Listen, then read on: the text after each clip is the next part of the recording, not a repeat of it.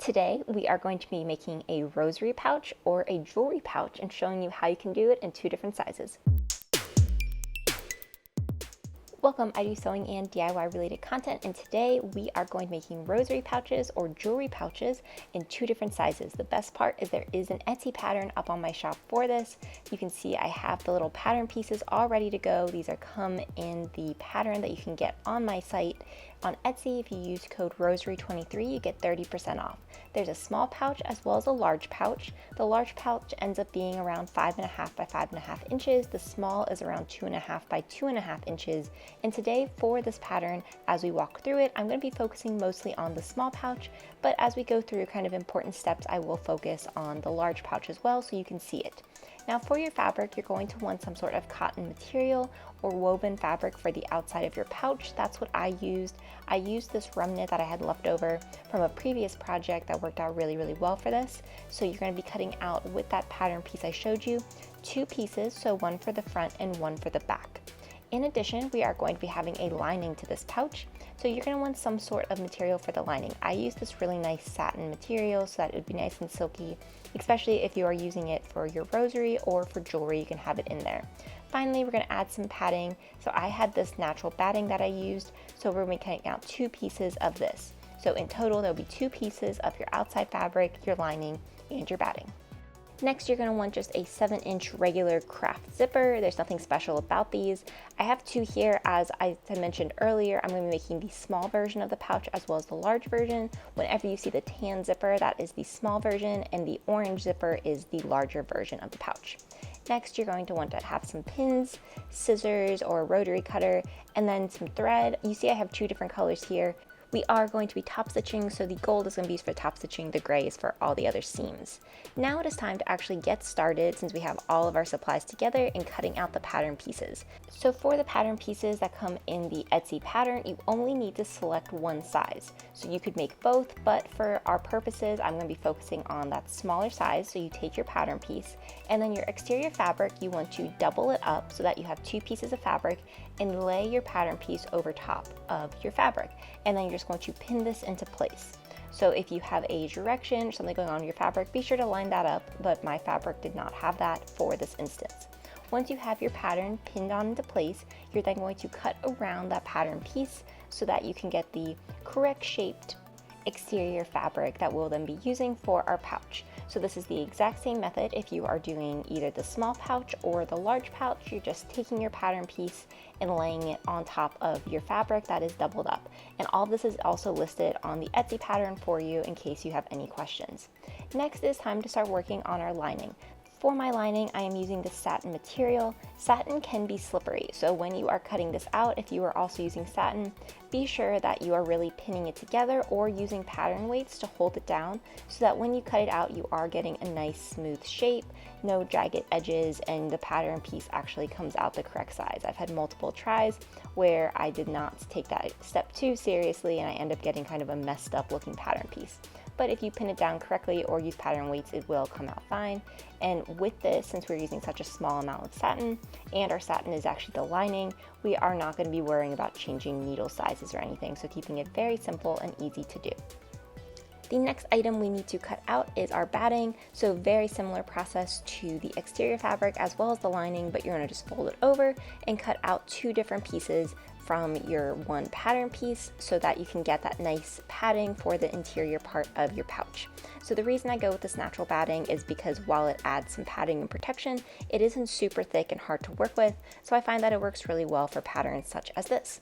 Once you have it cut out though, you're then going to have your 2 pieces of your batting. We now have our 2 pieces of our lining as well as our 2 pieces of our exterior fabric. So now it is actually time to start working on the construction of our pouch. To start the construction of our pouch, we're going to take our zipper and the exterior pieces of our fabric. I'm going to unzip my zipper, and it is completely okay that our zipper is too long as we will be focusing on that a little bit later. And with our zipper right side up, so I'm going to be putting my fabric with the right side down. So as you can see, our zipper has this nice straight edge, so the edge that is not the zipper teeth, and I have this nice straight edge of my fabric, and I'm going to line up my fabric with that nice straight edge of the zipper. And as you see, I left probably about 1/4 inch of the zipper on the one end, and then I have on the left end the rest of my zipper, and I'm just going to pin the fabric into place so that it's on top of the zipper. So this is what it looks like, and I'm just taking a straight seam all the way across. Before I do that though, I am going to repeat that exact same process for the second side. So pinning with the right side of my fabric facing down onto the right side of the zipper, and I'm just going to take a straight seam along that as well. So taking those two seams to connect the exterior fabric with my zipper. And if you are doing the larger pouch construction, it looks almost nearly exactly the same, except you just have less extra zipper at the end, but we're just pinning with right sides together, our fabric to our zipper along that straight edge, and we're just going to take a seam so that we can attach the fabric to the zipper. So at my sewing machine now, I am going to be changing out the presser foot, as you want to use a zipper foot for this. So a zipper foot kind of has this T looking shape, and it allows us to work with our zipper a lot easier. Once I have that switched on my sewing machine, I can now just go ahead and take that straight seam. So when you're taking your seam, be sure to backstitch as well as to keep going straight so that you can make sure that it is nice and locked in and that the stitch isn't going to come undone. You're just going to keep going. I did a 1/2 inch seam allowance for this, and then when I got to the end, I'm going to backstitch again to make sure that my seam is nice and intact and I don't have to worry about it coming out at any point. And then I'm just going to repeat this whole process for the second side so that I have both pieces of fabric attached to the zipper. Now it's time to start adding our lining and batting to our zipper as well. So as you can see here, I have my lining, so the shining side, since it is satin, is facing up, and then my batting is underneath, and I'm going to place this on top of the zipper. So what I mean by that is I have the right side of my fabric facing each other, so the right side of my lining is facing the right side of my exterior piece of my fabric. So if I pull this up here, you can kind of see, and I've made almost like a zipper sandwich or have like bookends for the zipper. So this is the exterior of my fabric, then I have the zipper in the middle, and then I have my lining, and then my batting is the last piece of material I have. So the nice side of my satin is facing the nice side of my fabric, and I'm just going to be taking a seam all the way across, very similar to how I did for the exterior piece of the fabric. So I have now 4 different pieces. So I have my batting, my lining, the zipper, and the exterior piece of my fabric. And I'm just going to repeat this for the second side. So this whole process is just basically sandwiching in our zipper so that when we fold over our fabric so that it goes down for the pouch, we're not going to have any raw edges. Everything is going to look nice and neat and enclosed within our zipper. So once you have both sides all nice and pinned up, you're just going to take that straight seam using your zipper foot again, being sure to backstitch the whole time when you are starting off and finishing so that your seam stays nice and secure. You just want to take this nice and slow, go all the way through, and make sure that you have your lining, batting, and the exterior of your fabric are all now being connected onto your zipper. And you will then repeat this for the second side, so being sure that everything is being nice and connected. I actually used the previous stitch when I did the external fabric as a guide, so I knew where to sew, and you could definitely do this as well. Now this is what my zipper pouch is starting to look like. So you see I have the exterior fabric, I then have my zipper, and then I have the shining part of the lining. So the right side of the fabric is facing up. Now what I want to do is I want to press out the exterior fabric, so the woven fabric, not the lining, so that it lays nice and flat and smooth. So when it comes time to top stitch it, which is going to be our next step, we don't have to worry about any bulking. So I did change my thread for the top stitching portion, and I did change the bobbin as well. So you may want to use 2 different colors depending on what color your lining is versus your exterior fabric for this top stitch, as what we're going to be doing is folding over our fabric. So as you see here, I have folded everything down so it looks much more like a pouch now, like those original pattern pieces were. And I'm just going to be pinning it so that it stays nice and flat and I don't have to worry about it kind of bulking at any point. And I found that this was an optional step, but it did allow you a little bit more of a professional finish. And then just took that top stitch, still using my zipper foot, all the way across. So now it is time to put these 2 pieces together, and what I mean by that is we basically need to construct the full pouch at this point. So with right sides together, we are going to be matching our fabric with our lining, and then this is going to allow us to kind of get that nice enclosed pouch. Before we even start pinning it up though, we need to focus on our zipper. So as you can see, I had my zipper open for most of that. Now I'm going to start closing it up, but I want to be sure that there is still an opening for the zipper, as this is going to allow us to turn our pouch when we want to do the final piece. So I'm having that right side open, but I have the zipper pull within the fabric of the pouch so that the zipper pull is also being enclosed.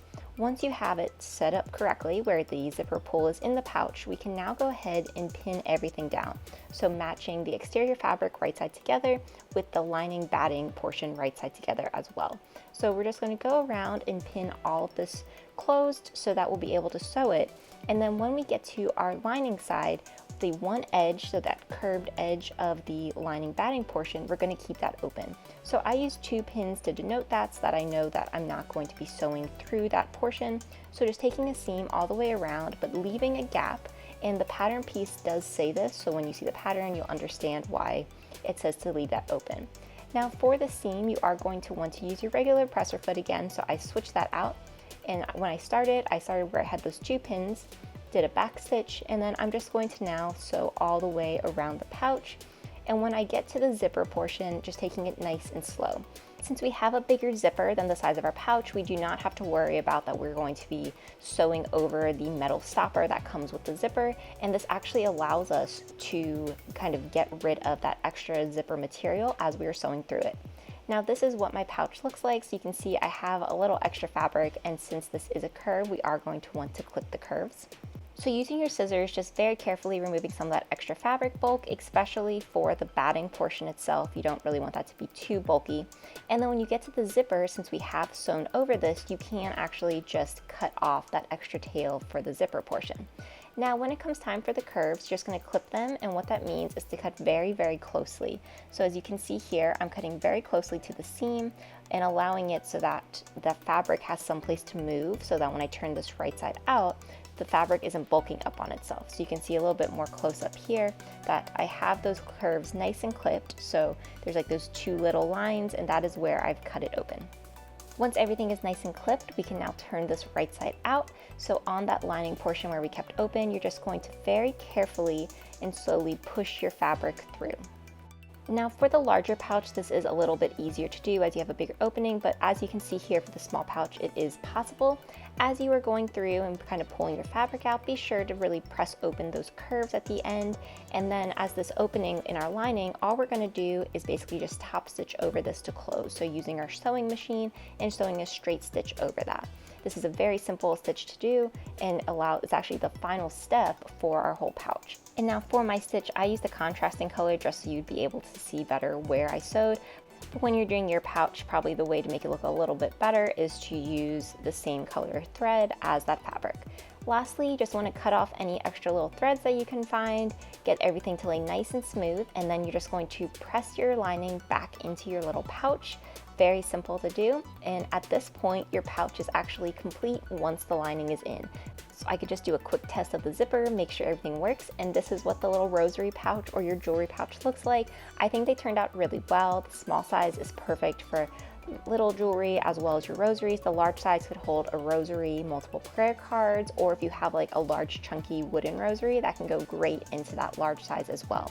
So again, there is a whole pattern available on my Etsy store. Use code ROSARY23 to get 30% off. I hope you enjoyed this video. If you did, be sure to like, comment, subscribe, and tell me what you want to see next.